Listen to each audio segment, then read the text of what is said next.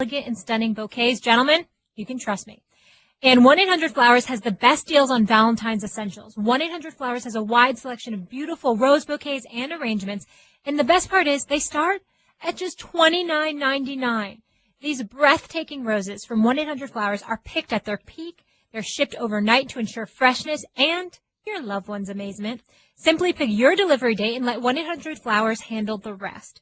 1-800-Flowers has exclusive offers for First Take listeners. Today's offer is 24 multicolored roses for only $29.99.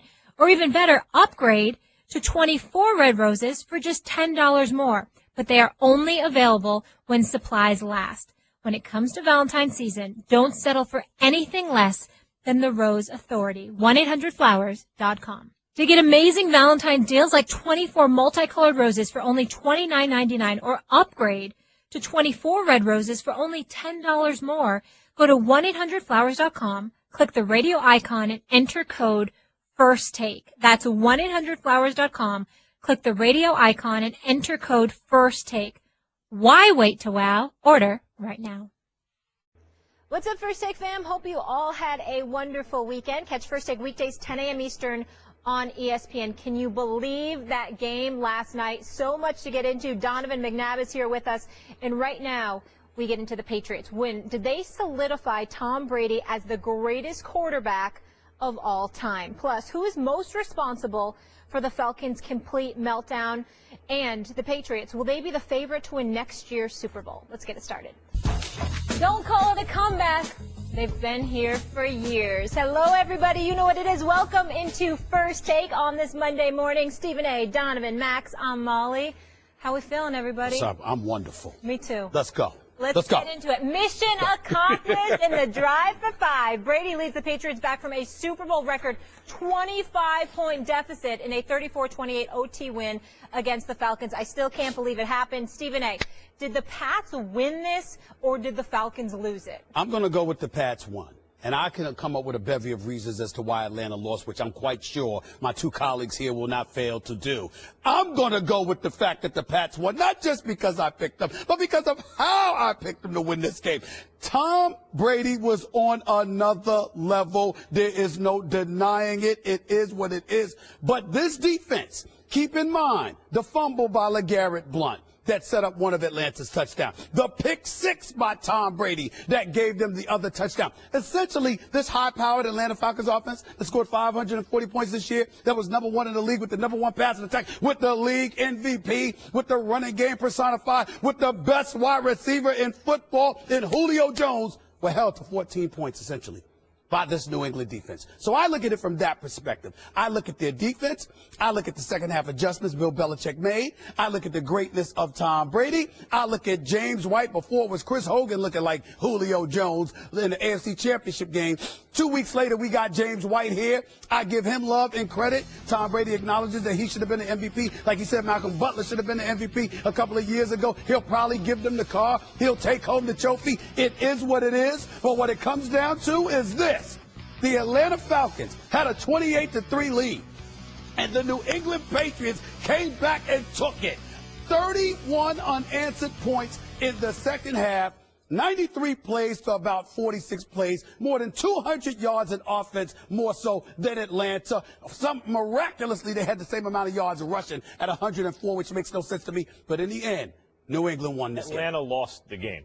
Now, anytime you have a situation like this, New England's going to have to make a lot of good plays, and Atlanta's going to have to bungle some stuff. So I'm not even getting into the fact that on kickoffs, Atlanta couldn't get it past their own 12, right? Because you say, well, New England's defense. Or that Julian Edelman, with the game still on the lines, prancing to midfield on a punt return, right? Like, okay, you could say that's better special teams and that has to do with coaching and everything else and bungling from the Atlanta Falcons. But that's what happens when one team makes a great comeback. It's usually equal measures-ish of one team playing well and the other not playing well. This is what it comes down to.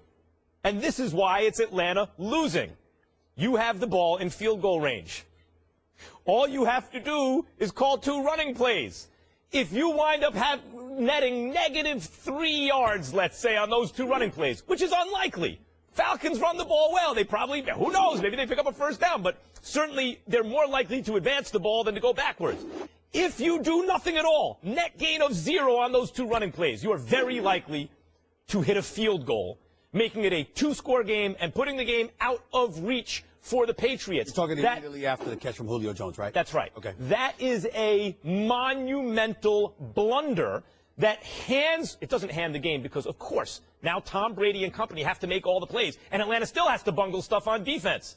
But if you simply go like this to the running back, here, hold this, run that way, twice, you are overwhelmingly likely to win that game. It puts New England to bed. They opted not to do it. It resulted in a sack and a holding penalty. It wound up with 3rd and 33 at some point. I mean, that's one team saying, oh, this Super Bowl that we have wrapped up, here, take it back. Don't want it. We're giving it to you. That's the Falcons losing the game. Atlanta definitely lost this game. It was bad coaching, no adjustments at halftime. In the first half, you talked about it, it was 14 points. It was 21 points. The going in at halftime, when you have a lead like you have to make adjustments, knowing that your offense hasn't been out there more than 20 plays in the first half.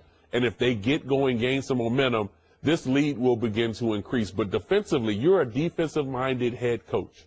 And you know if your players are out there more than 20, 30, 40 plays in a half, they're going to get tired. You know that you have lack of depth at the defensive line standpoint. You know that you have a young secondary, young guys in their first or second year in the secondary and linebacking core, and you don't have a rotation. Sit them in zone coverage or possibly blitz them. Do not play man the whole game, because when you play man, that means at some point there's going to be an explosive play. Tom Brady has been in this league long enough where he understands we're that far away. Going in at halftime, there were adjustments made on the defensive end by Belichick and Patricia. But on the offensive end, they were just missing by that much. Drop balls, penalties, lack of blocking up front, little mistakes. That means Tom was hit too much. So who lost this game? Dan Quinn and Atlanta Falcons lost this game because they led the game all the way to the end until they gave it up. So for Matt Ryan, I feel bad for Matt Ryan because he did everything I said he needed to do in order to win this game. Eliminate the mistakes. Don't turn the football over. Taking a sack when he did? Well, what is he supposed to do? He can't throw the ball away because he can't get away from the guy. And so that was not his blind side. He should have seen him cut. Well, it's right in front of his face. But the 2 guys that played the best game out of all leading into that point were their center Mac, who was hurt going into that game, and their quarterback. And they both made the mistake. Then you lead to Devontae Freeman missing the block with Hightower, which led to a sack fumble. That right there turns it again back to New England. And going 3rd and 33 when you're out of field goal range puts you in a bad situation. So Dan Quinn and the Atlanta Falcons lost this game. Well, first of all, both of you are wrong, and I'm going to tell you why. First of all, please do. That's right. Thank you so much. We've talked about it. We're going to debate at the parties. Yeah, let's go. We can debate it right here. Here's the deal. Devontae Freeman missed that block on Hightower. No doubt he's accountable for that, and I get that. And when you talk about the nuances of the game in terms of what the coach could or could not have done, Kyle Shanahan, who we'll get into later, what he could and could not have done, right. I get all of that. Here's why I got a problem with both of y'all, with what you're saying right now. If you recall, we're in Houston last week. You were sitting there chilling and partying and chilling, hanging out all the time. I had him to deal with, okay? Now I got both of y'all. I specifically said to you, the only way I can see Atlanta winning this game is if you explode out the gate, you put a hat on Tom Brady, and then ultimately that's your best shot. Because at any point in time, if the game gets tight, it's a different game. And this is what I mean by that, where I think y'all are letting Atlanta off the hook. Don't give me fatigue, number of plays. I never brought up fatigue. We talk about number of plays. Go ahead. What I'm saying to y'all is this. Is that dude who's not just a 4-time champion at the time, but is 39 years old playing in his 7th Super Bowl. And we go up against a bunch of young Lions, and that defensive line for Atlanta was very, very impressive for most of the game. But a bunch of young Lions with that secondary, and you've got guys that are just too young. They've never been here before, and they're in their early 20s. I said, it's going to get tight at some point in time. Those bright lights are going to I'm going to disprove this argument right now. Go ahead. I'm going to shut this argument down right now with your own logic, okay? Please. Yes. Until last night, what was the worst call in the history of the Super Bowl? Seattle. Pete Carroll. Seattle, right? I mean, let's stop talking about that. That wasn't a bad call. Okay, but I'm talking about his opinion now. It was horrible. His opinion. Go ahead. The point is, Seattle handed them that game, according to you, right? All you got to do is give the ball to Marshawn Lynch. Right. Actually, Donovan has brought up good points. I agree with you. I don't think that was the right call, but that's actually defensible in some way. You can actually construct an argument why, given the down, etc., you might call a passing play right there. That was different than yesterday.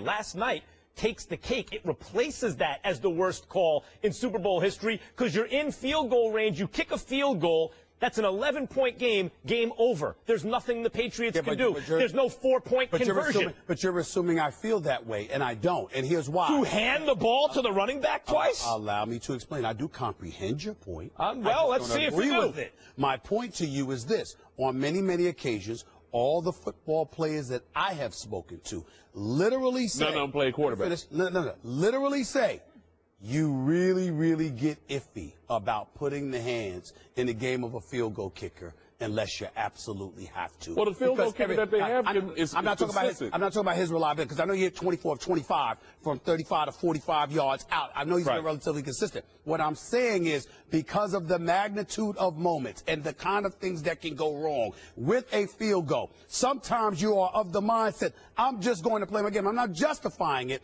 I'm simply saying that's the kind of thinking. In my years of covering sports, I've always been told, you don't go there unless you have to go there. You play your game until you have no choice.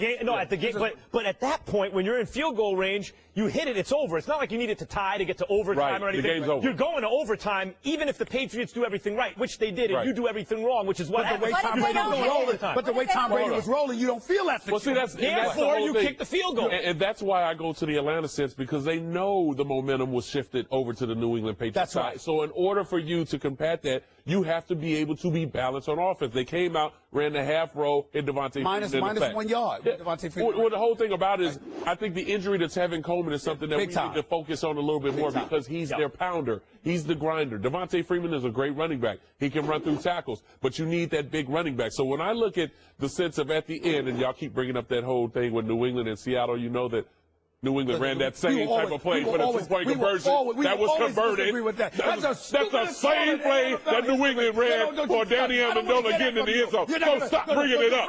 But let's talk about it. Clemson won to win the national title. That's what I'm saying. So don't bring it up. Don't bring that mess up. Atlanta lost the game because they didn't run the ball. They kicked a field goal. Don't you bring that up no more. They got two-point conversion for Danny Amendola.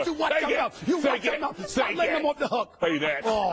We've been arguing about this for 2 years. He makes me sick with that point. He just stopped it. Danny Amendola, touchdown, two-point conversion. There's another huge debate we often have that I hope we are finally going to settle today. Can we please get into this? We're just warming up. Yes. The New England Patriots engineered the greatest comeback, as you know, in Super Bowl history, and it's also the largest comeback of Tom Brady's career. Brady is the first starting quarterback and just the second player ever, that would be Charles Haley, to win 5 Super Bowls.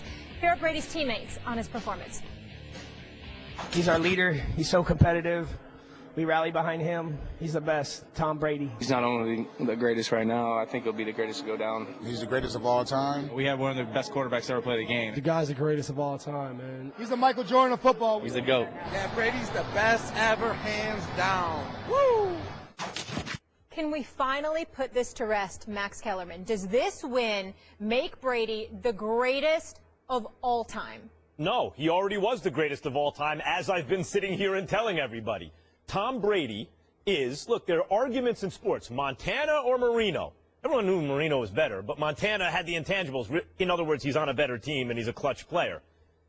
Okay, get it.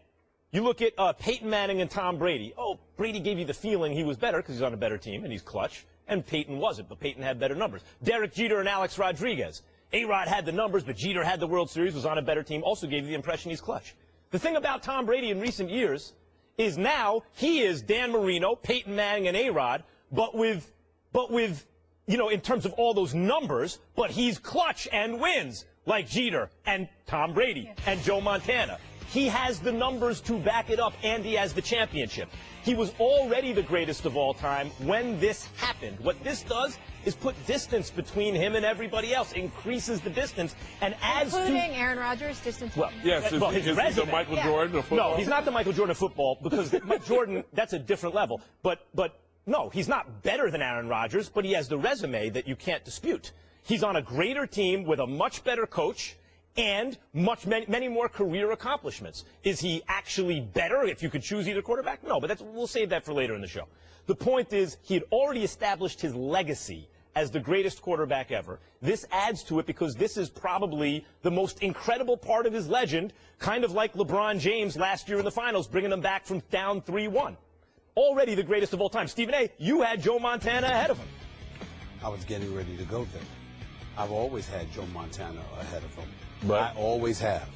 Not today. There you go. There you go. Oh, he Not proved today. you. Not today. Listen, despite the greatness of Joe Montana throughout the years, what resonated with me was that drive in '88 against Cincinnati when he hooked up and finished the deal with that 10-yard pass to John Taylor after driving them about 90 yards. And you hear the stories about him seeing comedian John Candy in the stands and coming in the huddle and being so cool, completely unfazed and not worried and driving them downfield and doing that stuff. Although I've seen Tom Brady do it before, because after all, yesterday was the 51st time he's had a comeback victory in his career, I've never seen anything like this. What I saw last night may be the greatest performance I've ever seen in the championship game, in the Super Bowl. I'll go to NFL because I got to think a little bit harder about some NFL encounters and things, NBA encounters rather than things that I've seen. But this is the greatest on a football field that I've ever seen. I thought that Tom Brady was absolutely sensational on so many ways. The passes that he was making when it counted, the accuracy, the poise, everything that you want from your leader. He delivered the goods. Now, he was already considered one of the great ones. After what I saw yesterday, that was a Montana moment that, to me, I had never gotten from Brady. I saw Brady lose an AFC championship game to Peyton Manning and the Indianapolis Colts. I saw him lose an AFC championship game against Denver. I saw him not close the deal against the Giants. One time or another, whether it's because of a sack or anything like that, or Eli Manning coming to the rescue with David Tyree or the Mario Manningham hookup. I saw all of these things. I was waiting for what I believed was a Joe Montana moment from Tom Brady to eclipse him over Joe Montana. This was it. I concede. I have nothing to say. It's the greatest performance I've ever seen on a football field. I've said it for the last 2 weeks that he's the greatest quarterback of all time. I've said this. He didn't have to win the game or even if he lost the game. And I said this because over the history of his career, he has done nothing but win football games. And as a quarterback in the NFL, you're not measured by the numbers that you put up, because a lot of numbers that some quarterbacks have could be getting blown out by 30, 40 points, and you're still racking up numbers. But it's the consistency with winning. Making it to the AFC Championship 11 times and going to the Super Bowl 7 out of those 11 times. Winning 5 Super Bowl championships. I don't care if you average 195 passing yards a game.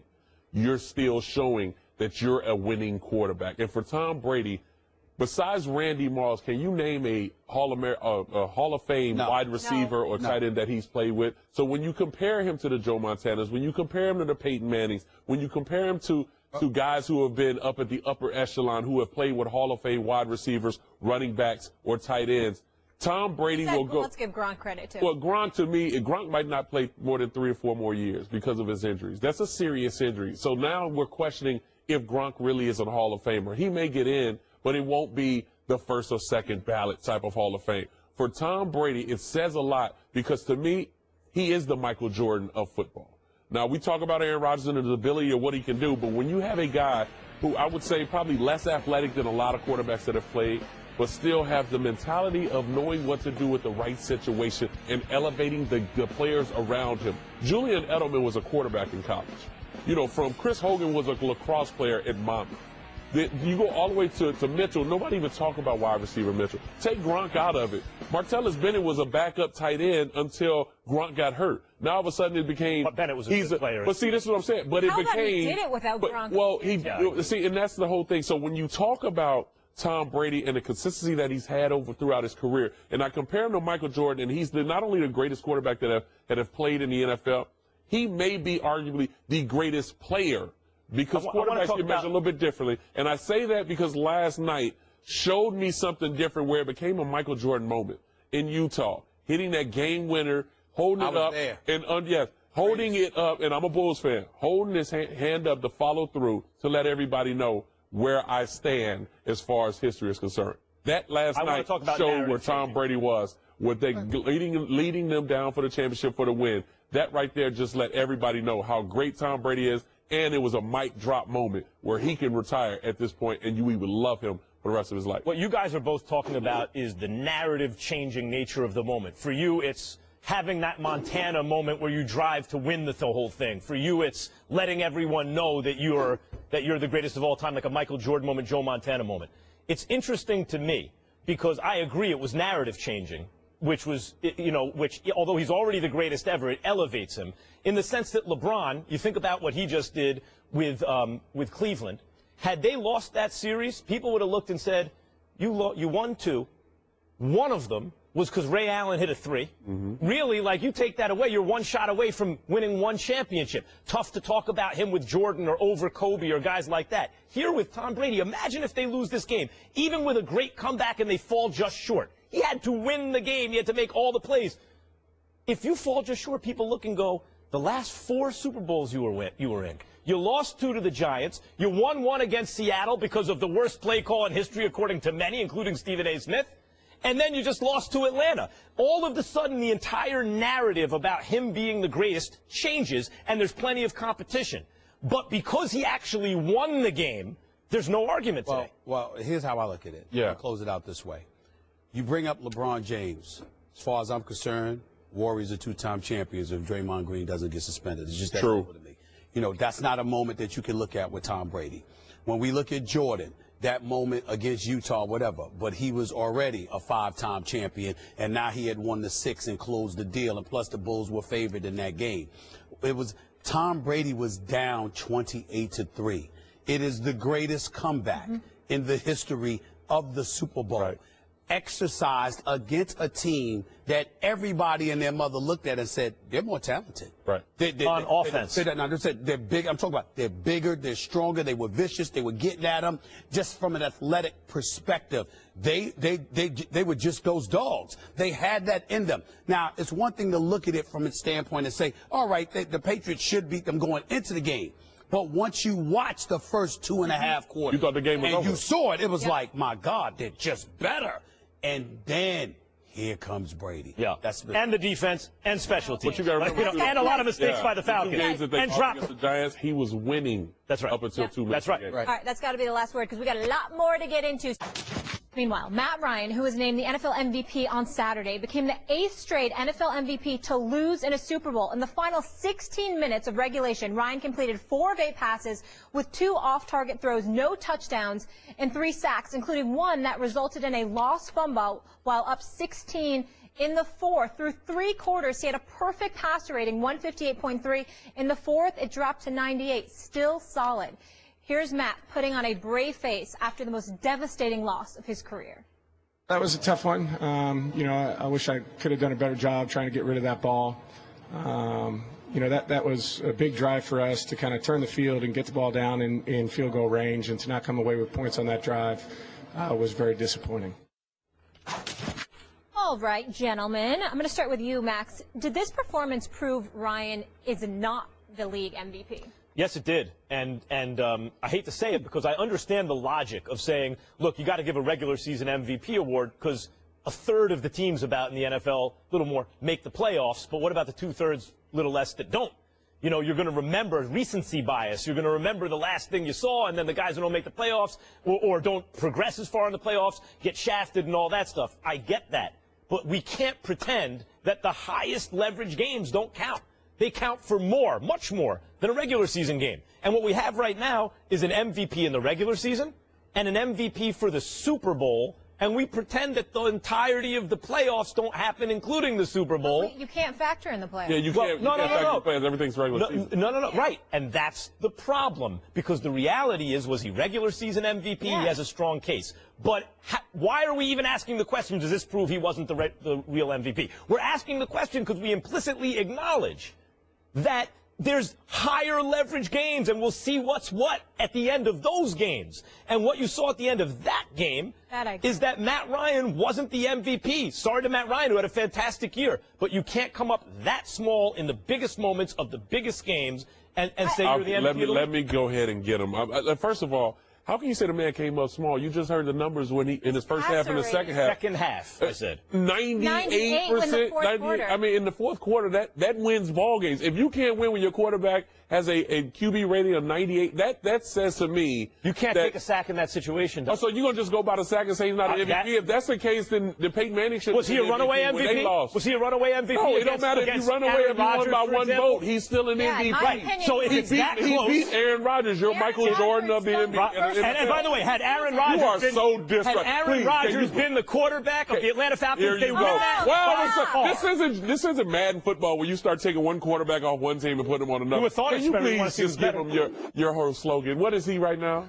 You're wrong. But are you going to give him the wrong? You're not going to give him the disrespectful? No. He's not being disrespectful. He's just wrong. I understand in the immediate aftermath of the Super Bowl, the fact that Matt Ryan, who's been in this league for so long, took that sack. You got to know better than that.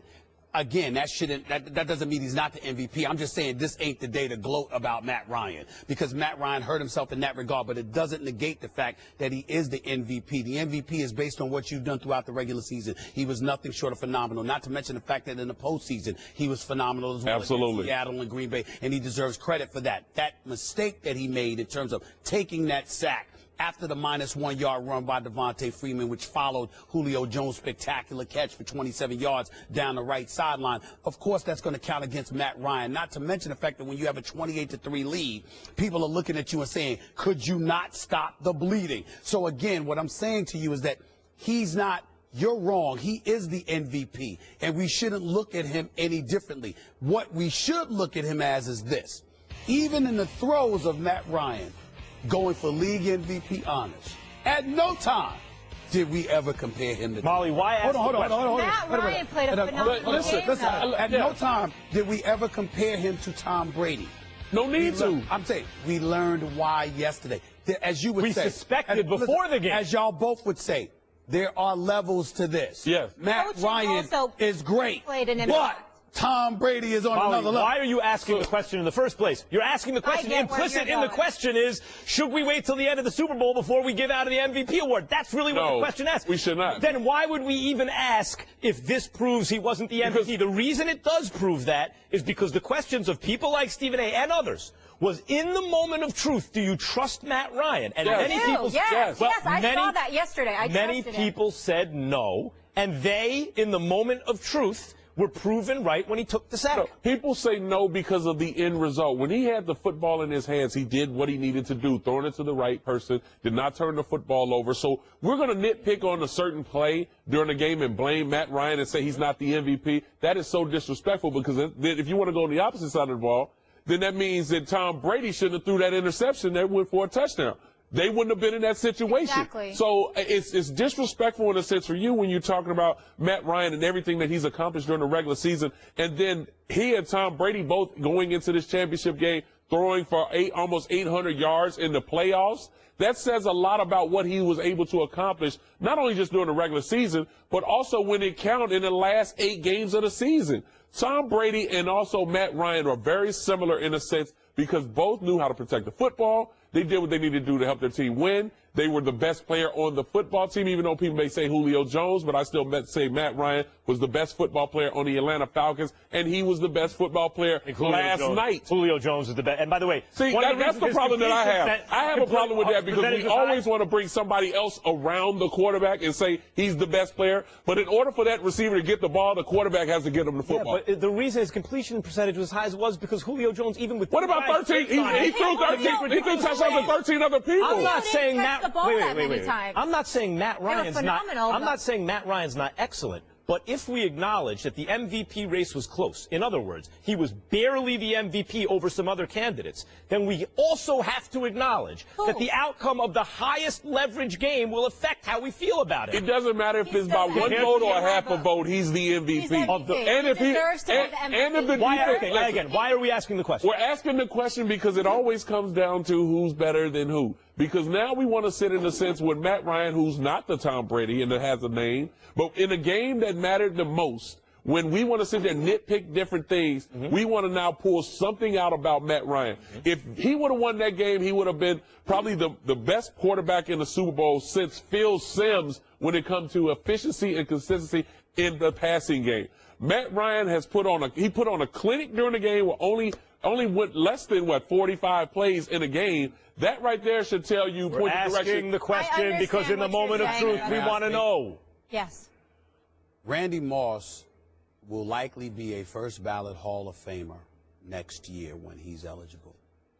I sincerely doubt that at any point we're going to sit up there and say Randy Moss is the best player on the New England Patriots instead of Tom Brady. We're not going to say that. No. Because we're going to recognize that despite the greatness of a Randy Moss, somebody had to get him the damn ball. I'm not going to disrespect Matt Ryan as much as I think that Julio Jones has established himself as the best. As much as I believe that catch by Julio Jones was outstanding. Oh, spectacular. That was the bottom line is I saw a lot of accurate passes that Matt Ryan was throwing. The New England Patriots were successful. Time of possession proves it. They kept them off the field. They sat up there and disrupted their rhythm. They affected them in ways that normally teams couldn't affect. You got to remember, coming into yesterday's Super Bowl, the previous 6 games, the Atlanta Falcons had played with a double-digit lead in the second half. So you got your prevent defense. You're playing with a cushion. You're able to take chances. It affected a lot of things. The same thing happened yesterday, except that Tom Brady got going. All of a sudden, it pressurized them. They weren't able to produce. And what I think we've learned is that Matt Ryan, we haven't learned anything about the greatness of Matt Ryan except for one thing, which we truly already knew. There are levels to this, and as great as Matt Ryan is, he ain't. Matt Ryan in the NFC Championship game kept adding to the lead. It was ruthless, even in the second half. Even as Aaron Rodgers made plays that no one else could make, Matt Ryan Green Bay's defense is not New England's. Exactly. Yes, when faced with a good defense in the biggest moment, they were going 3 and out. They were good. They were going 3 and out. If not for Julio Jones, it would have been worse. This is good.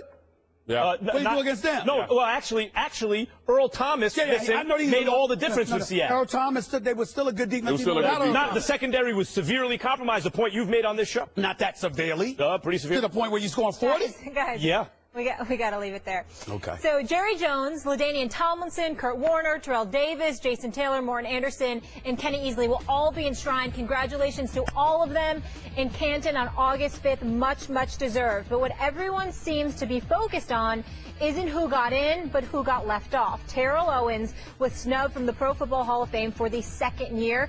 Tio was all over Twitter this weekend. Here's his reaction Saturday saying, "Unfortunately, I did not make it again this year. Thanks to all my fans and supporters. Hashtag flawed process." Stephen A., should Tio be in the Hall of Fame? Not only should he be in the Hall of Fame, it's an embarrassment. It's a disgrace that he wasn't in the Hall of Fame. And as far as I'm concerned, the 48 voters that had a say in it should be ashamed of themselves. The media should be ashamed of themselves. As far as I'm concerned, when people go out there and they talk about how the media is dead or whatever, it's moments like this that give credence. Now, let's be clear. Max Kellerman, exceptional boxing analyst. Donovan McNabb, probably future Hall of Fame quarterback. Stephen A. Smith, mild-mannered reporter, your friendly neighborhood reporter. I've been a reporter for 24 years. And this is one of the problems that I have, which is why I'm glad and honored and proud to have the seat that I have. I swear to you, on everything that I am, I have never, ever diminished the accomplishments of any sports figure on any level because I did not like them. Absolutely not. It's inexcusable. Regardless of how people may feel about Terrell Owens, they have no right to ignore the 153 touchdowns, to ignore the 15,934 receiving yards, which, by the way, were 3rd and 2nd all-time, respectively. We are talking about a wide receiver that it ranks in the top 6 statistical categories in NFL history for a receiver, and you justify not putting him in the Hall of Fame. Why? Because you don't like this man? Oh, we were told that this guy was a cancer in the locker room, etc., etc. You can speak to that. You're a quarterback. You played with him. I respect that. But at the end of the day, as a media member, we get stuff from dudes all the time. We're very judicious, guys, in what we reveal. Some things we report, some things we don't. At the end, what is paramount is that somebody's accomplishments in a meritocracy that is supposed to be this country, in this sports world, you're supposed to shove all your personal feelings aside and recognize what somebody has done.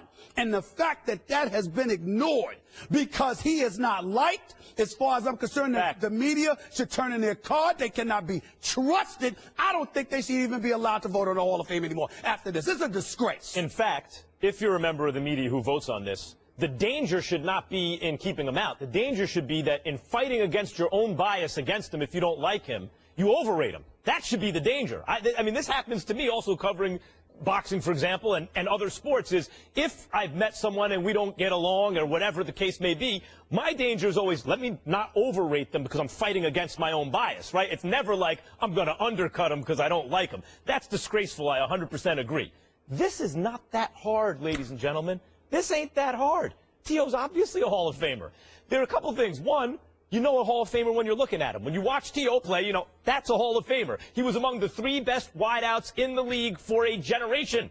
That's a Hall of Famer. 2, do the numbers support what your eyeballs see? Yes, they do. The numbers support it. Longevity, the whole thing. And in terms of, oh, he's a locker room cancer, and I'm sure you can speak to this in a moment, he could be the biggest locker room cancer of all time. His accomplishments, eyeball-tested numbers, would still put him in the Hall of Fame, but I would remind everybody, the man played in 1 Super Bowl on 1 leg, was criticized throughout the media all that week for being selfish, for wanting to play in the Super Bowl, making it about him, when really he's trying to get out there and help his team. He was the, apologies, he was the best player on the field. Either team that day. We just had this conversation about the best player on the field.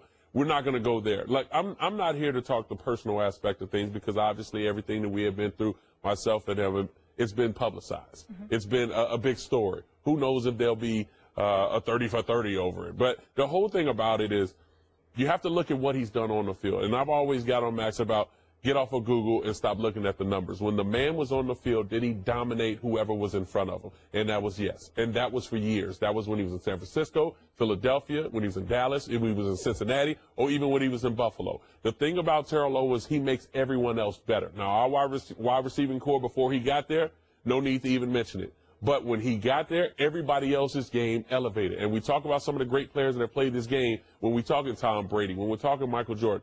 Has he made guys around him better? And I can say, yes, Terrell Owens has. But as far as the first ballot is concerned, yeah, I understand that he was a locker room cancer, and that's something for voters can use in their voting. But when you sit a man out with the numbers that he has, ranked second all time in a lot of different categories, but one where he's ranked third in touchdowns, there's no reason why Terrell Owens should not be in the Hall of Fame. Not to take anything away from the class that went in. Congratulations to those guys that went in. But there is no reason why Terrell Owens wasn't the first name mentioned to be inducted into the Hall of Fame going into this season. Donovan knows I covered the Philadelphia Eagles, writing for the Philadelphia Inquirer for years, especially when he and T.O. was in the same locker room. And say what you will about all of the effects that he had, that's for another day. There ain't no getting around this. The fact that reporters can sit up there, you are not in that locker room, which basically means you're going through word of mouth. There are people who love T.O., and there are people who thought he was a cancer. Right. In the end, for you to sit up there and ignore those numbers, if ever there was a case for the media to be stripped of their right to vote, this is it. Since when is it a character contest? And if we're going to go there as far, he's never in trouble with the law and anything of that matter. I understand the Let's the just locker say room we're all issues. in trouble who all are there are tough calls. It's a talent contest. There are tough calls for the Hall of Fame. This is not one of them. This should be easy. T.O.'s a Hall of Fame. Either. No question. Donovan, thank you so much for being with us. Appreciate you. Hey, listeners, this week on the Low Post podcast, we have Chris Herring from 538 talking Carmelo Anthony and the Knicks and the teams we're worried about around the NBA. Let's get back to the game, guys. Another show we saw last night. The Falcons led 28-3 until 2 minutes left in the third, but then allowed the Patriots to come all the way up and force OT and ultimately get the job done the Patriot way. So Max put out a poll on Twitter last night. You can follow him at Max Kellerman. He had over 12,000 votes asking who is most to blame, Matt Ryan, Dan Quinn, or Kyle Shanahan. But Stephen A., I want to get your thoughts first. Who do you think deserves the most blame for for this epic collapse? You know what? I'm going to go with the soon-to-be new coach and new head coach for the San Francisco 49ers. It's going to be Kyle Shanahan. Now, obviously, Quinn gets some of the blame as well. The buck stops with the head coach, and the head coach has a lot to do with it. We understand that we respect it and appreciate that. But Kyle Shanahan is the guy calling the plays offensively. He's the one that's been paraded all over the airwaves in terms of his personal relationship with Matt Ryan and how they've cultivated with one another. We get all of that. I'm looking at a running attack that was running roughshod all over New England that suddenly disappeared. I'm looking at the fact that Julio Jones wasn't targeted nearly as much as he should have been. I'm looking at that. I'm also looking at the fact that after that catch by Julio Jones for 27 yards, where he tap danced on the sidelines before falling out of bounds, again, the very next play, a running play. Then after that, it ain't just that Matt Ryan was passing. That was like a 7-step drop, for crying out loud. He lost 12 yards on that sack. Why would you call that? And if you're going to call a passing play there, it certainly shouldn't be something that deep. And so when you look at it from that perspective, I think that to some degree it was a deer caught in headlights by the coaches. I think that Bill Belichick knew what he was going up against. We can look at Quinn as well, because Quinn is on the defensive side of the ball, and he's responsible for both sides. So you certainly could give him more culpability. But the reason why I'm looking at Kyle Shanahan is because what got you here was your offense. Number 1 ranked overall. Number 3 passing attack. Number 5 rushing attack. You certainly could have, been a bit more. I don't want to say more aggressive, because sometimes you got to know when to be aggressive and you got to know when to step back. You got to feel this moment. And I don't think they did that, and that's why I'm looking at him. They're all good choices, by the way. But the answer, in fact, is Dan Quinn. And you mentioned why. Because the buck stops with the head coach. Because you can point to follies all over the field. Look, Tom Brady tried to give them the ball a couple times. In the red zone, he tried to give them the ball. They didn't seem to want it. You can point to the defense. You can point to all kinds of missed opportunities and different plays, etc. But sometimes there's a uniquely high leverage moment in a game that will decide the outcome of that game. And that was when they were in field goal position. They were in field goal range. And all you had to do was call 2 running plays, and you were overwhelmingly likely to win that game. And instead, they don't. Now, you can blame Kyle Shanahan. He's the offensive coordinator. Here's the problem. And this is why it's uniquely, in this case, also Dan Quinn's problem, Stephen A. Smith. He had just been on the coaching staff on a team that handed the Patriots the Super Bowl, according to what you call the worst play call in the history of the NFL, really, because if it's the worst in the Super Bowl, it's the worst in the history of the NFL. And he was the the defensive coordinator on that team. Mm-hmm. And he watched as Darrell Bevell made the wrong decision, and he was powerless to do anything about it because he's a coordinator on the other side of the ball. The buck doesn't stop with him then. And you would think that he had to be thinking to himself in that moment, when I am the head coach of a team, I am going to make sure, if I am ever in this position, that I don't get this wrong. Like, he just experienced it in a way that, like, you touch the stove and get burnt, but even beyond that, because he didn't have control over that situation, he had control over this situation and allowed the offensive coordinator on the team once again to make the wrong call, not once, but twice consecutively in the game, where now he's the head coach. I'm sorry, that was the moment that absolutely determined that game. It was in Dan Quinn's power to stop it, to make it turn out right for him. He decided not to. The buck stops with him. The buck definitely stopped with him. Nobody could argue that point. I guess what I'm looking at, Max, is the fact that Kyle Shanahan is trying to become a head coach. Quinn already is one. And so when you're trying to become a head coach and your offense is what brought you there, the fact that you would make such decisions is what resonates with me. Because if I'm the San Francisco 49ers, I'm kind of looking at you and saying, damn. Maybe he thought his offense could get it done.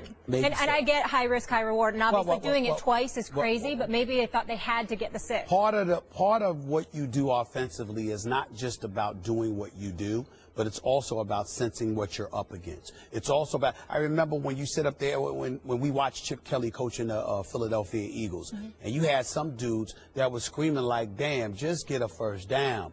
Take your time. Walk to the huddle. Let us catch a deep breath, for crying out loud. Why? And you had coaches literally on the sidelines going at it with one another.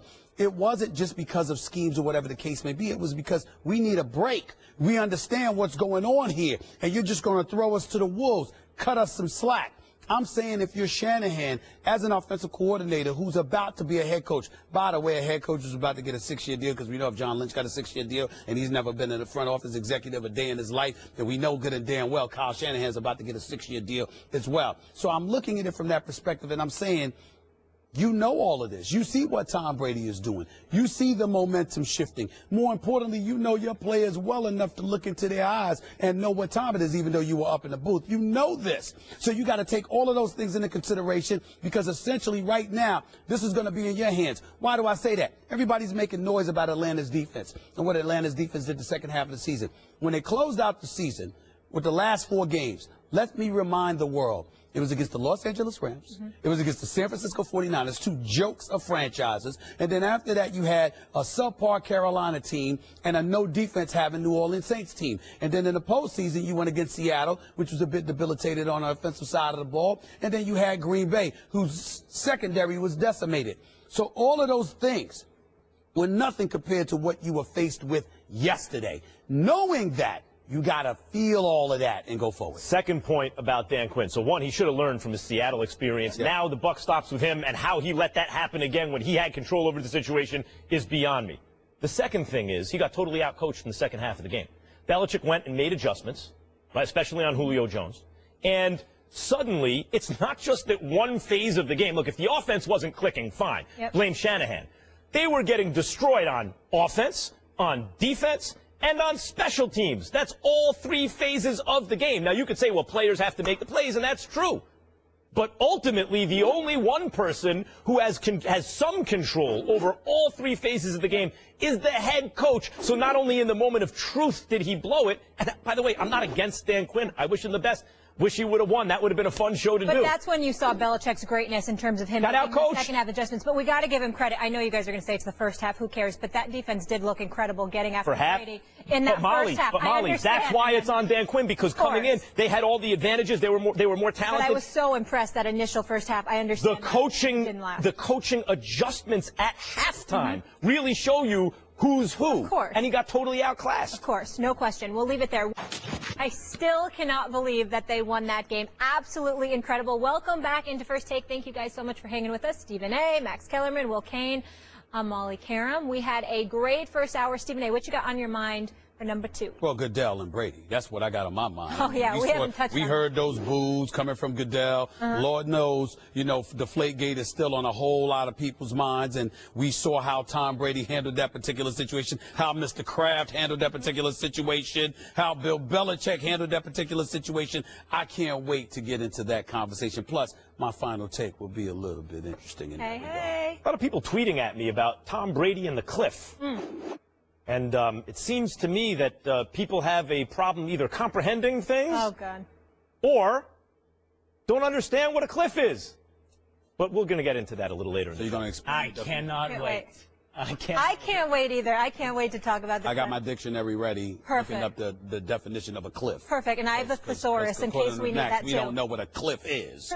So I got it. I'm ready. We'll break it down for us. All right, let's get into it, gentlemen. So the Falcons blew the biggest lead in Super Bowl history, leading 28-3 with 2 minutes left in the third. They were outscored 31-0 the rest of the way. This pretty much can't get any worse, unless, of course, you're the Seahawks, who made arguably the worst call in Super Bowl history, not handing the ball off to beast mode, costing Seattle the chip 2 years ago. So these are the type of games, the players tell us, that you never get over. I think as fans, you don't either. But which one stings more, really, is the question. Stephen A., who had the worst loss to the Pats? Would you say it's Seattle or the Falcons last night? I'm going to say it's the Seattle Seahawks. I don't give a damn what happened yesterday. I don't care that even with the comeback. I don't care. I don't. Molly, leave that one. Okay. Sorry. I don't care. Flabbergasted. I don't care. Yeah, you had a 25-point lead, but you looked like a deer in headlights when it counted most. I'm thinking about a situation when you're the Seattle Seahawks, all right? You got Beast Mode who showed up in that fourth quarter. You got that terrific acrobatic catch. I believe it was by Curse, if I remember correctly, back in, just a couple of plays earlier. You've got Beast Mode, Marshawn Lynch running from the 5-yard line to the half-yard line. You're a half-yard away from a Super Bowl title, and you blow it. You blow it. Last night, when I looked at the Atlanta Falcons, even though you were up 25 points, As New England gained that momentum, I saw the deer in headlights. I saw them get a little frightful. I saw the greatness of Tom Brady just ooze, just easing up on everybody. It got to a point where literally, even when New England was down 28-20, everybody was like, don't let Brady get this ball back. Don't let him get this ball back because it's going to get tired, all of this other stuff. And so suddenly now you're panicking because your defense, which got away with got disguised by subpar competition the previous 6 weeks, suddenly found yourself up against the man and said, oh, damn, what did we get ourselves into now? That was not the case with Seattle 2 years ago. 2 years ago, you are at the half-yard line. And I'll put it to you this way. We can use a boxing analogy because I know how much that touches you. Remember Julio Cesar Chavez. You remember Mildred Taylor. Richard Steele, right? 2 seconds left and counting them out for crying out loud. I mean, to be that close and then to blow it like that. That's entirely different than a quarter or a quarter and a half. Okay. That's what I look at. I cannot believe how wrong you got this one. Mm-hmm. It is so clearly and by so much the Falcons. This has to hurt so much worse for so many different reasons. Like, I don't know where to begin, but I'll start with this. Seattle already won a Super Bowl in this era with this coach and this quarterback. They're a perennial powerhouse. They're consistently making runs in the playoffs. In fact, in the NFC, they're the closest thing the NFC has in recent years to the Patriots in the AFC. It's the closest thing the NFC has. Great coach, great quarterback, Legion of Boom. It's really largely the same team that had already won a Super Bowl. Secondly, Seattle was attempting a comeback, so they didn't complete the comeback. That is so much different. Look, we all acknowledge that last night, was the greatest comeback in Super Bowl history. Well, in order for that to be true, you need the greatest collapse in Super Bowl history. The greatest collapse in Super Bowl history for not only a franchise that's never won, but for a city in Atlanta that has, across all major sports, a grand total of 1 championship by the Atlanta Braves. And by the way, even then, the Braves made a record consecutive appearances. What was it, 14 straight years in the playoffs? So it's not like they got it in it once or twice and they won one. They were in it every single year, usually considered the best team in baseball. Only 1 championship, and that's the only championship in the city. So how does it not hurt worse when you have the most epic collapse? And then it comes down to the play calling when you're in field goal range. How did he get it this wrong? Will, can you break the tie, please? I just want to let y'all speak. I need you to break the tie. Yeah. I feel like our relationship has taken a little turn for the negative over the last few weeks. It's become a little too antagonistic. I've been disagreeing with you entirely too much. I'm so pleased to turn my wrath, my attention to this man. How could you be so wrong? The difference is between walking into a bear trap and being involved in a slow-motion accident. What happened to the Falcons had so many opportunities not to happen. Granted, both hurt terribly. But with the Falcons, it's not a boxing analogy, Stephen A. It's this. With the Seahawks, you fell off a building when you were walking on the ledge. And everybody looked at it and goes, why were you walking on the ledge? Give it to beast mode. You didn't have to fall off the building. But with the Falcons, it was falling off the building after tripping, catching yourself, pulling yourself back up, tripping again, catching yourself again, stumbling. So many opportunities to learn the lesson. Get off the ledge before you fall. The Falcons made the same mistake over and over. You guys have highlighted it today. Starting with 3rd and 1, choosing not to run, allowing a strip sack, choosing not to run, and with 4 minutes to go, they ran the first one, so 2 consecutive times after that. The Super Bowl trophy is in your grasp. Run, milk the clock, kick a field goal. At that point, an under 40-yard field goal, which I believe Matt Bryant is something close to 100% on connecting on. 11 points up with 3 minutes to go, you win the game. As you point out, your long storied history of heartache Atlanta is over. If you can simply learn a simple lesson, run the ball, you don't have to make these mistakes. And yet, they did. Over and over and over. That hurts much, much worse than one big, bad oops. You know, agreeing with Max ain't going to help your case. I mean, he gets beat up every day. We understand this. What world do you live in? I live in my world. Must be such a happy place. I live in my world, and it's a very happy place. Let me tell y'all something right now.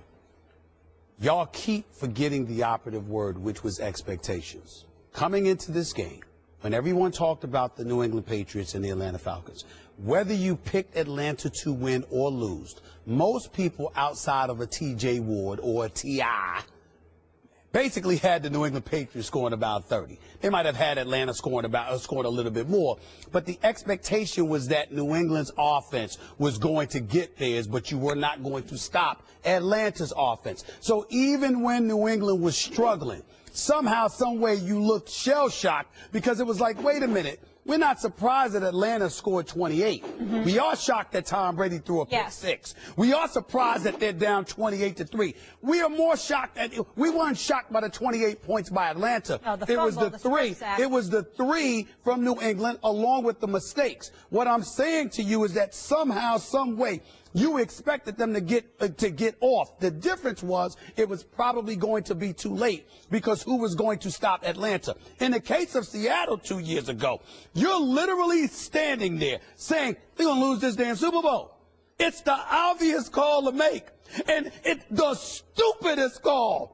I don't care what Donovan McNabb says. I don't care what Tim Hasselbeck says. I don't care what any NFL analyst says. Same call won Clemson the national title against Alabama. The stupidest call. Don't give me college. We talking about the Super Bowl. But don't it give me worked college. then, so that call worked Don't give me college, okay? Don't give me kids. I don't want kids, all right? I'm talking about the NFL. The hell you bringing me up kids for? That this is the Super Bowl, a man's game. You are at the half-yard line. Beast mode is your running back. Giving it to beast mode. And you decide. And by the way, not only that, but it left with these questions. Did it happen because Pete Carroll and the Seattle Seahawks did not want Marshawn Lynch to be the hero? Oh, get out. I'm just saying people ask that question. I'm just saying it's what people say when they said something ridiculous. No. I'm just saying. But you have to admit, a lot of people were saying that afterwards. They were like, he didn't want beast mode to be the Were they hero. winning or He losing wanted the game Russell. at the time? They were winning or losing the game? They were obviously losing. They were losing the game. The Falcons were already up 8 points. If you kick a field goal, you got to score. You got to have the two-point conversion. You have to recover an onside kick. You have to score again. You have won. You're telling me what hurts more. I'm saying to you that if you're Seattle, the Super Bowl championship was yours at the half-yard line. If you're Atlanta, you're staving off an onslaught. Brady's coming. Oh, my God, what are we going to do? That's the difference. You brought up expectations, which was a really fatal flaw in your argument because I don't have flaws in my arguments, but go ahead. That's why I'm here to help you with this. I'm here to help you with your lack of self-awareness. Well, you know what? I'm going to always I'm like a shrink in that way. I'm the best, baby. I'm the best. By the way, that's the most self-aware thing you've ever said. All right. The win probability, according to ESPN, at one point in time of that game was 99.5%. Okay, guys. You brought up expectations. That, my friend, is some sense You of kick a field goal, it goes to 99.99. You need like Ali G to tell you how. All right. We got to leave it there. They're both terrible. The MIT guys right here. That's what I'm going to call them. The MIT. I don't give a damn about ESPN. Will is staying with us. I still can't believe it. Insane. The New England Patriots engineered the greatest comeback in Super Bowl history, overcoming a 25-point deficit to beat the Atlanta Falcons in the first overtime game in Super Bowl history. Will Kane is still here with us. Max, I can't wait for this conversation. Yes. You said Tom Brady will fall off a cliff next year. You want the floor? Oh. I was just going to say, the floor is there. Okay. I don't even need to be a part of this one. Oh, my. I'm scared. Let me get my drink ready. Hold on a second. I wish there's some cheese doodles up here so I can snack while I watch y'all. Y'all go ahead and do y'all thing. All right. Do you still feel, after what you saw this man do last night, that he is going to fall off a cliff? Even the question begs the question. Do you understand what a cliff is? No, it begs an answer. No, I understand what is the cliff? It begs an answer. A cliff is you're here and then you fall off. So how does a demonstration of the fact that someone is still operating at an extremely high altitude change the cliff prediction? In fact, if anything, it reinforces it. So he's still at the peak, not ascending? Slight interjection so we make sure something. Yes. It's not the cliff that we're debating. That's right. It's the time that you said in which you would fall off of it. Right. He's got another 12. He's got another season by the end of the season. Right. So I'm saying the cliff don't mean anything else. It's the time that you said. Well, so reiterate the time. So let's talk about this. So let me explain it again for people who are just joining the show, just joining the program. I guarantee you that. Go ahead. This is the history. Look, no one disputes that Father Time is undefeated. right? Father Time has never lost. It catches up to everyone. Everyone gets old. Yeah, Do we all agree that everyone gets old? Yes, but I also agree there's also firsts. Right. Yeah. I'm not up to that part yet. Okay, sorry. I just had to make now, sure. So we all agree that everyone gets old, correct? Yes. We have unanimity on planet Earth and in the known universe that everyone gets old. Mm-hmm. Good. I'm glad we have that unanimity. I've established that point. Second, no one's disputing the fact that Tom Brady will get old one day. The question is, when will he get old? After everyone else. So I looked into it, in fact, because I noticed that I argued this about Brett Favre on New York radio once upon a time. He can go on till he's 45. It's never happened. He's going to fall off the cliff. No, he's not. Da-da-da. Boom, he fell off the cliff. Peyton Manning, yes, he'd been injured, but he threw 55 touchdowns the year after he'd been injured, which shattered Tom Brady's record, as a matter of fact, and was on pace to do it the next year. Marcellus Wiley and I debated on Sports Nation frequently and on the radio in L.A., that, of course, everyone else takes the other side. Peyton can go till he's 50 years old. No, Peyton's about to be done. Sure enough, he was done. Now Tom Brady. And before I answer the part about, well, there's a first time for everything, I will say, I looked this, I said, let me look if there's any underlying research here. Sure enough, there was.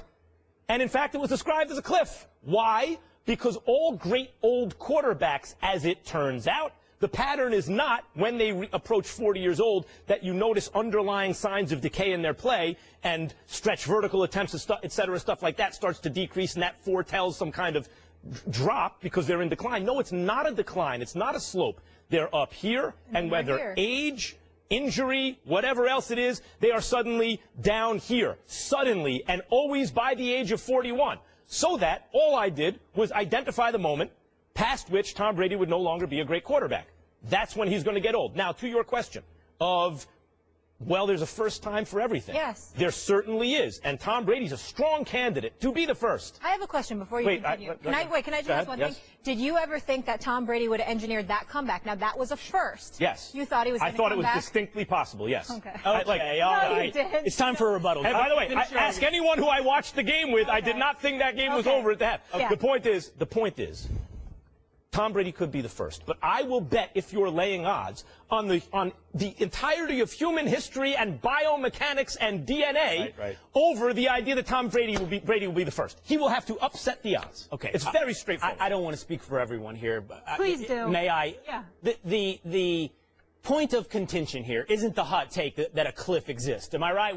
No. Not for me. People die. It happens.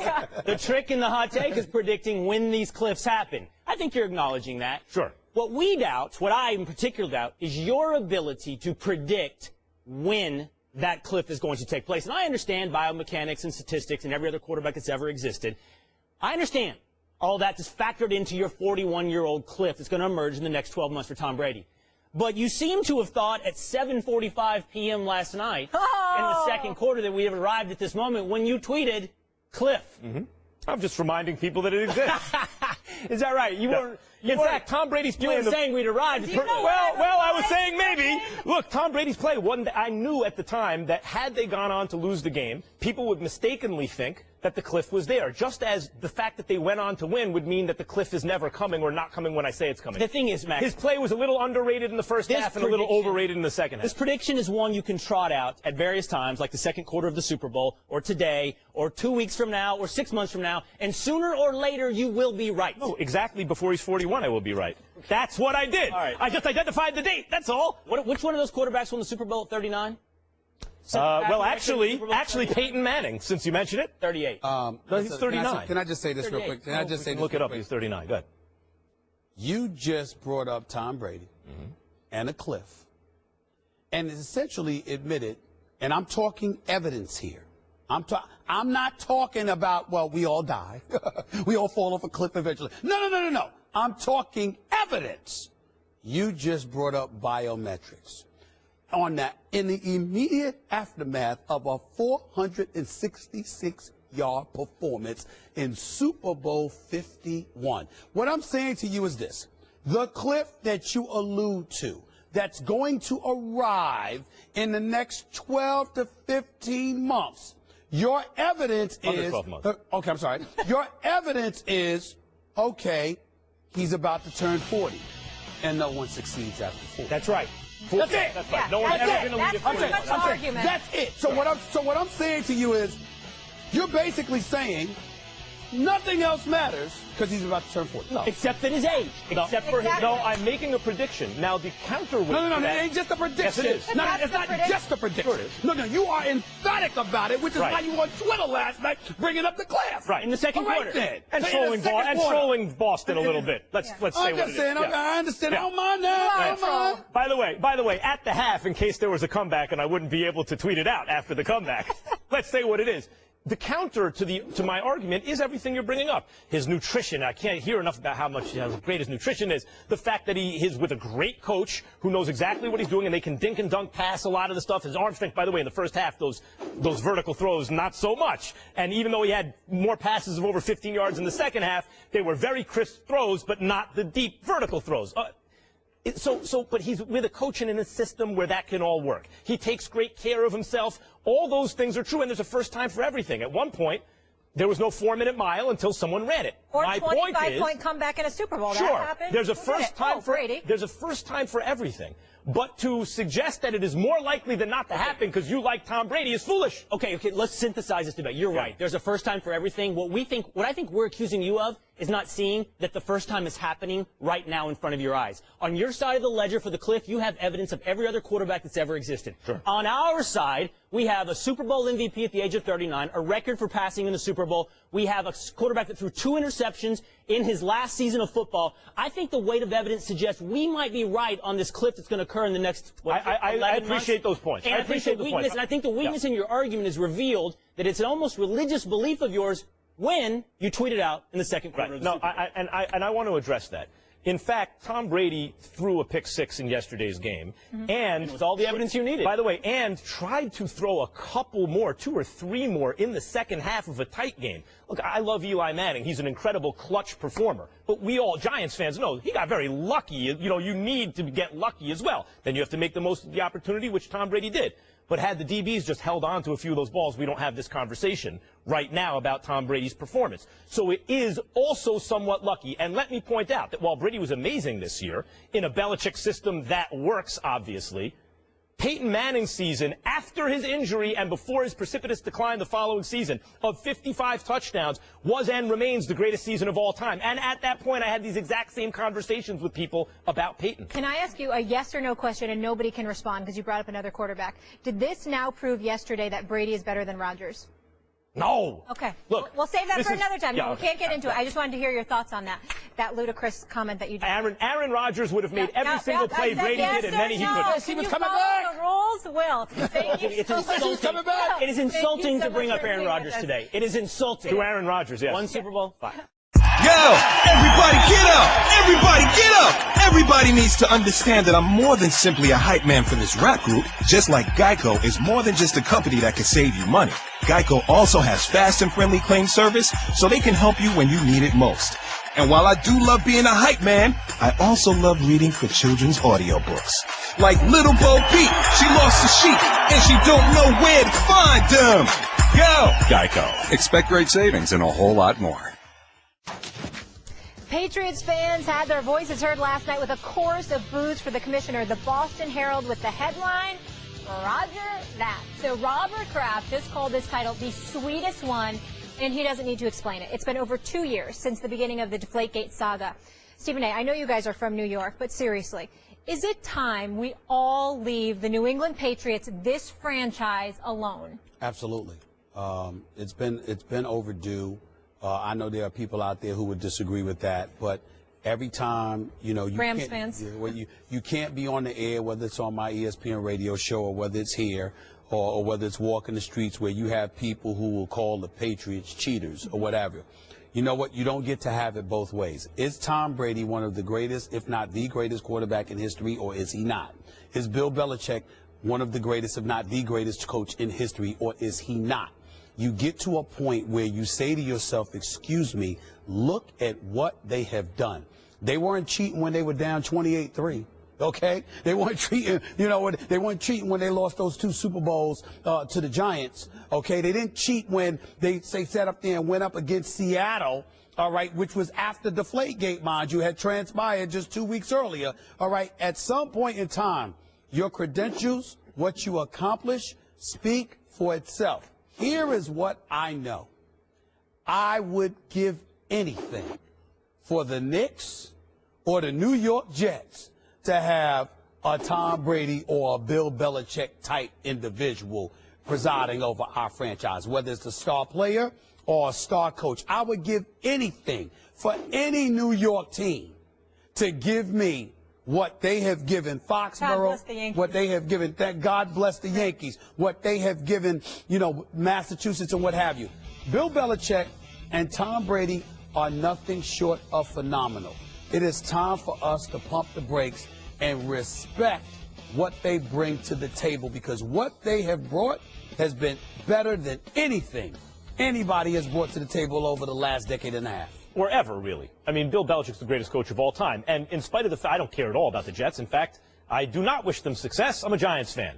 And I get, as New Yorkers, you have to choose in New York. You I only brought up the Jets because they haven't won since 1960. That's right. Good. And that's the way it should stay. It should stay that way for another however many years. The point is that even as a Giants fan, with all the success the Giants have had a lot of success, including beating the Patriots twice in 2 of the greatest Super Bowls you've ever seen. I would trade it all to get Bill Belichick as the coach and GM. Because as good a job as the Giants coaches and GMs have done, no one's ever done the job Belichick's done. Of course I want that guy as the coach and the GM. But when people say leave the Patriots, by the way, he was the defensive coordinator for the Giants. When people say leave them alone, to what exactly, why exactly? Let's review what happened here. The only way that winning counteracts the cheating, if in fact it was cheating, is that it shows that they would have won without the cheating anyway, which I don't think anyone ever disputes. I mean, when they found them with the balls in the AFC, they do dispute it. They say they win because they cheat. Okay, in that case, I can't speak for them. But what I will say is that their cheating, if it was cheating, probably helped them in some marginal way and ultimately wouldn't have mattered. When they got caught using the deflated footballs, they were in the middle of putting a waxing on the Colts. It's not like that was a close game. It's not like anyone after the game said, see, the only reason they beat the Colts is because of deflated footballs. So that issue aside, what are we exactly doing here? So they've been involved in multiple cheating scandals. They have challenged the commissioner, the authority of the commissioner. As a result, they wound up resting the greatest quarterback of all time 4 weeks in the beginning of the season, maybe helping them the rest of the season, increasing the trade value of their backup quarterback. They can probably get a first-round pick for him now, and ultimately facing the chokingest team in the history of the Super Bowl in the Atlanta Falcons and winning yet another Super Bowl. Leave them alone. This is like the greatest thing that ever happened to them. No, but they have motivation, us against the world. The asterisk next to their name. Time out. Last time I checked, integrity matters. And if somebody came up to you and they said everything that you have achieved in your illustrious career is compromised because you're a cheater, regardless of how much money you're making, regardless of your title, regardless of your success, it would throw you aback a little bit, because no one wants their personal integrity questioned. So we're having this discussion because what I'm saying is that when it comes to Belichick and when it comes to Brady, those out there, the naysayers out there who try to attribute the level of success that they have achieved to somehow gaining an unfair advantage need to stop doing that. Okay, but you're conflating two issues here. If on the one hand you're saying, well, attacking someone's integrity, one's integrity is important, well, I agree with that, certainly. But if they were cheating, in fact, and it was not just one, it was Spygate and then it was Deflategate, then winning at a later date doesn't speak to cheating. Now, if you're saying, look, they weren't cheating, and the fact that they won proves that they weren't cheating, I suppose that speaks to integrity. But really, all you can say about winning is that it proves that if they were cheating, it didn't make a difference. And that doesn't speak to integrity. It depends on who you're talking about. If you're talking about Bill Belichick, your points are valid. If you're talking about Tom Brady, they may not. Because Tom Brady will tell you he had nothing to do with Spygate. Tom Brady will tell you he had nothing to do with Deflategate. Now, you can believe what you want. We all can believe what How does winning change that? But what I'm saying to you is, because when it came to Tom Brady, you did have some idiots out there actually implying that the greatness of Tom Brady isn't what we think it is. It was based on cheating? That's what they were saying. Yes, that cheating helped. Okay. Wait. No, this is the part that disturbs me about this debate with you. You host a radio show in Los Angeles. Are you going to sit here with a straight face and tell me not a single damn soul during the time you talked about the Deflategate called you up and said to you that Tom Brady ain't as great as he is, that you know what, he cheated? Nobody said that? No, actually, most of the argument centered around the fact that you can't call the greatest ever a guy who cheated based on the idea of honesty, not based on the idea that the cheating made Tom Brady better. Max, don't tell me that callers who called you up dissected that intimately between the two. They will call you up. We both deal with callers every day. You trying to tell me that callers sat up there want perfect unanimity? I'm just saying, like, you're going to find some people who feel that way. I'm saying, exactly. There were people out there who sat up there and said, Tom Brady ain't what you think he is because he had an unfair advantage. I'm saying, kill that noise. He is everything we think he is. If by this question what we mean is we should leave the Patriots alone because they're better than everyone, I feel sorry for anyone who doesn't understand already a long time ago the Patriots are better than everybody else on a yearly basis. To answer the question I asked Stephen A., yes, it's time we leave them alone. As someone who grew up in New England as a Giants fan, and you hear Deflategate and Spygate, I'm overall that these guys are the greatest. They're a dynasty. They're next level. Meanwhile, the Patriots, with one of the most improbable wins in Super Bowl history, they rallied from 25 points down in the largest comeback in Tom Brady's career. New England finished the game with 31 unanswered points. It's the second most unanswered points to finish a game in Super Bowl history. Max? Yeah. This is a tough one, in my opinion, but that's why you guys debate. Who deserves more credit for yesterday's win? Is it Brady or is it Belichick? The answer is, as it always is when this question comes up, although the details here make it a little closer because of how exceptionally Brady played in the second half, the answer is Belichick. The answer is clearly Belichick. Even in this case, it was a tale of two halves. In the first half, the Pats couldn't get anything done. The Patriots couldn't get anything done. Either side of the ball, and that's key. In the second half, Atlanta couldn't on either side of the ball. And that's coaching adjustments at halftime. That's Bill Belichick. Now, Brady's a big part of that on offense. Of course he was a big part of that on offense. He's not the only part. Guys had to make plays and everything else, offensive line, receivers, running backs, everything. But he's a big part of it on offense. But what about defense and special teams? Because last time I checked, 3 phases of the game. Defense and special teams. Did he have anything to do with the fact that there were 3 and outs, right? Like, did that have anything to do? Brady doesn't play that side of the ball. What about on special teams when they were consistently pinned back? The Falcons were in the second half, behind their own 12. Was that Tom Brady? It wasn't Tom Brady. It was the rest of the team. It's a team sport. And in order to stage that comeback, the Patriots had to beat them in the second half in all 3 phases of the game. Remember, it's 31 unanswered points. Unanswered. The offense didn't answer, and Tom Brady doesn't play defense. That's Bill Belichick. I disagree with you on this particular point because you can't take anything away from the greatness of Bill Belichick. We all know what it is, and you're not wrong, but here's why I disagree with you, because they were down 28-3. Now, obviously, the defense has to stop, and the defense, as far as I'm concerned, was sensational all game because they only held Atlanta to 14 points, basically. It was really the defense. But when you look at the performance under duress that Brady was subjected to, because of the hole he contributed to putting the team in, being down 28-3, regardless of the greatness of Bill Belichick, what he basically showed you is how helpless a coach is, even in the midst of all his greatness, when the players can't produce for you, when a quarterback can't make the accurate pass, when a receiver doesn't run the right route or isn't catching passes that are hitting them in both of their hands, things of that nature. There's nothing that the coach can do for you. So you are right when you say that Bill Belichick, the greatness that he is, he definitely put that on displays. Atlanta didn't make adjustments, he did, etc. But when you look at being down 25 and you look at the Herculean effort that Tom Brady had to put forth, especially when he was on the sideline, sitting down with his head down after throwing that pick six again, Max. I have a question. Hold on, he put himself in that position, but at the same time, it takes something special. No doubt. Coach can't get you out of that. No doubt. And Belichick couldn't have done it without Brady, although Brady also couldn't have done it without Belichick, and here's the proof. What is it harder to do? score on Atlanta's defense or stop Atlanta's offense? It's harder to stop Atlanta's offense.